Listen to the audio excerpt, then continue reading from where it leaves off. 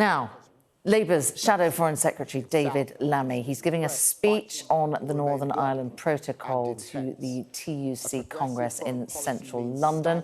Let's have a listen in. NATO allies against dictatorship, against imperialism, in defence of freedom, ready to provide the military, economic, diplomatic and humanitarian assistance that Ukraine so badly needs. Keir Starmer's Labour is crystal clear.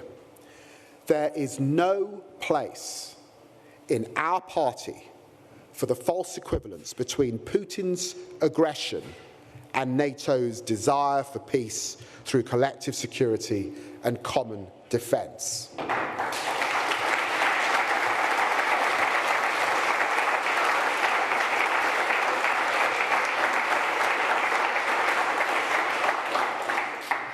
But we must also focus on the longer term, because this conflict could go on for months and years.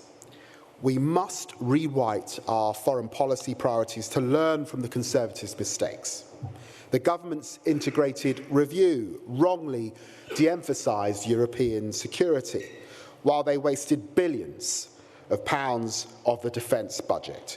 In government, Labour would halt planned cuts to the British Army. Frankly, it's extraordinary in these times that cuts are going ahead. Not only this, we would put past Brexit divisions behind us and finally make Brexit work. End Boris's era of clumsy diplomacy and use this new moment to rebuild relations with European allies through a new UK-EU security pact. The government appears poised to do the opposite, to unilaterally break the agreement that they negotiated, they signed, and they were elected on. Instead of finding practical solutions, they're planning a trade war in a cost of living crisis. Making Brexit work takes statecraft, it takes diligence and graft, not Boris Johnson's clumsy wrecking ball.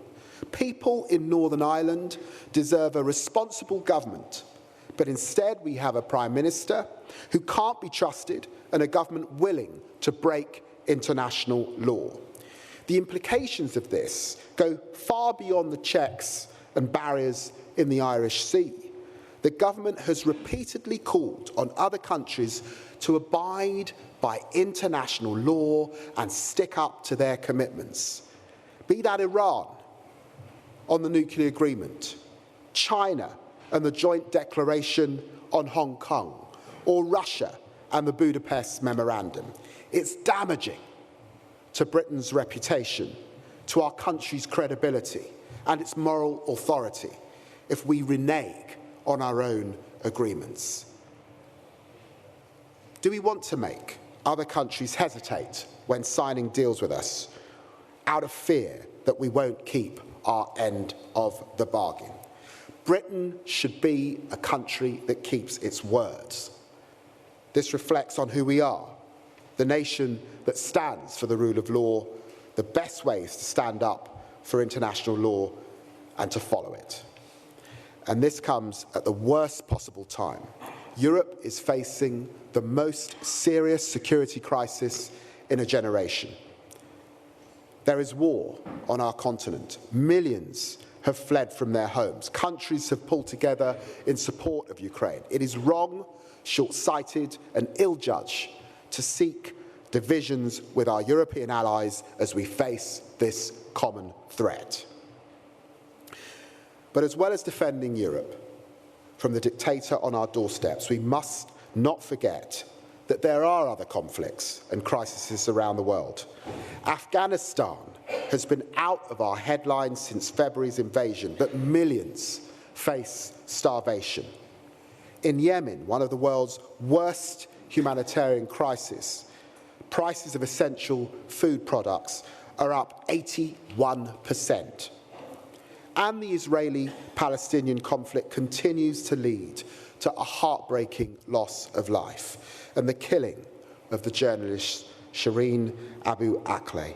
and the disgraceful scenes at her funeral remind us that there will not be a just and lasting peace until the occupation is brought to an end and both Israelis and Palestinians enjoy dignity, security, human rights, and are part of a two-state solution.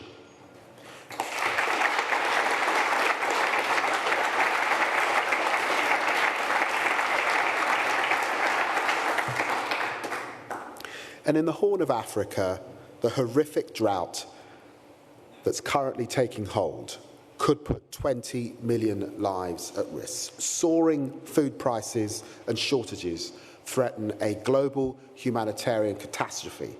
Labour would lead from the front to help to stop this, working with the United Nations to organise an emergency global food summit, to put food security at the very top of the agenda. Under the Conservatives, Britain has stepped back from its former leadership role, cutting billions in aid, mismanaging the merger of our Development and Foreign Office, leaving them less, frankly, than the sum of their parts.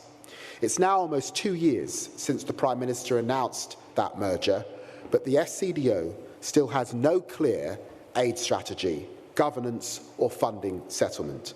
This leaves us unable to deliver on the global stage. No wonder staff morale in that department is at breaking point.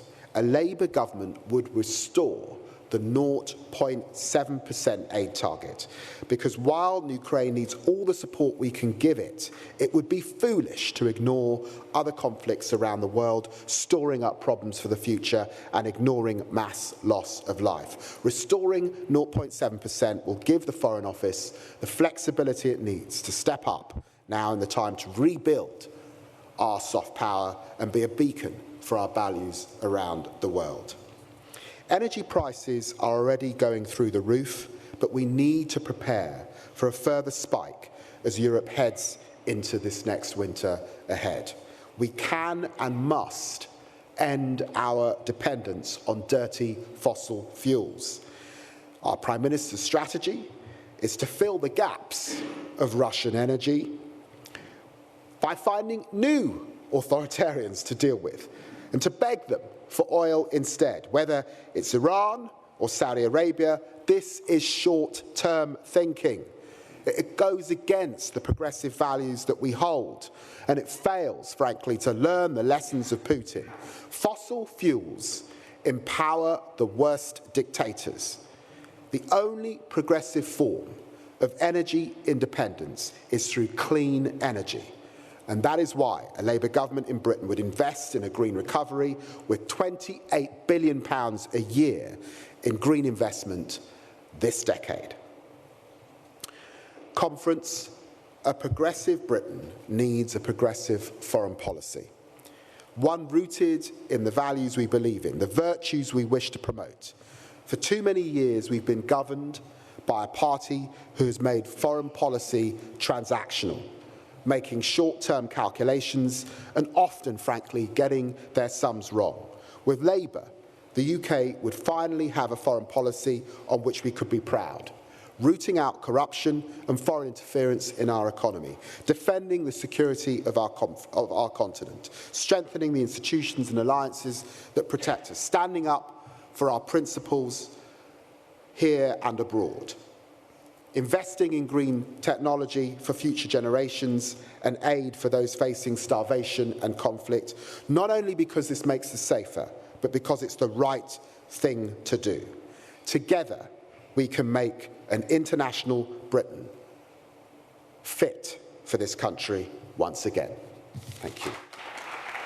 Well, we shall also leave that there. That is the Shadow Foreign Secretary David Lammy, effectively laying out Labour's stall on foreign policy, should they be the party of government. Says that Europe is facing the most serious security crisis in a generation and that we must prepare that the conflict in Ukraine may go on for a long time. Also made a big pitch for clean energy and looking out for matters such as food security for the rest of the world, particularly developing countries.